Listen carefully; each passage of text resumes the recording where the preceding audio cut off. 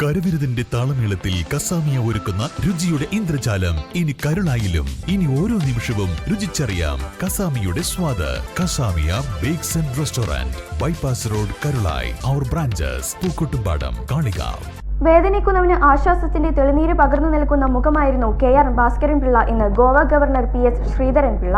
എടക്കര പൗരസമിതിയുടെ ആഭിമുഖ്യത്തിൽ സംഘടിപ്പിച്ച പാലേമാട് വിവേകാനന്ദ വിദ്യാഭ്യാസ സമുച്ചയ സ്ഥാപകൻ KR ഭാസ്കരൻ പിള്ള അനുസ്മരണ ഉദ്ഘാടനം ചെയ്യുകയായിരുന്നു അദ്ദേഹം.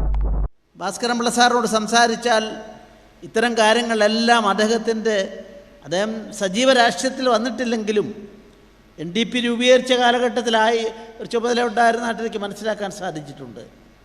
അതോടൊക്കെ ബന്ധപ്പെട്ട് അദ്ദേഹത്തിൻ്റെ എല്ലാ രംഗത്തും മാന്യതയുടെ ഒരു മുഖം നമുക്ക് വേദനിപ്പിക്കുന്ന ഒരാൾ ചെന്നാൽ ആശ്വാസത്തിൻ്റെ തെളിനീര് പകർന്നു കൊടുക്കുന്ന ഒരു മുഖം, അതായിരുന്നു ഭാസ്കരൻ പിള്ള സാറിൻ്റേതെന്ന് ഞാൻ ഇവിടെ പറഞ്ഞുകൊണ്ട് അദ്ദേഹത്തിൻ്റെ ഓർമ്മയ്ക്ക് മുമ്പിൽ ഞാൻ നമ്രശുഷ്കനാവുന്നു, ആദരാഞ്ജലികൾ അർപ്പിക്കുന്നു.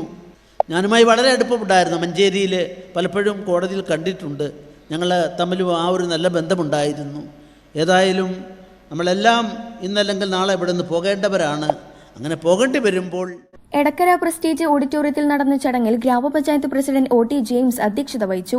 CPI ദേശീയ control commission chairman Sathyan Mogeri, BJP സംസ്ഥാന general secretary MT Ramesh, DYFI ജില്ലാ പ്രസിഡന്റ് P ഷബീർ, വ്യവസായികാരാടൻ സുലൈമാൻ, ഷാജി എടക്കര എന്നിവർ സംസാരിച്ചു.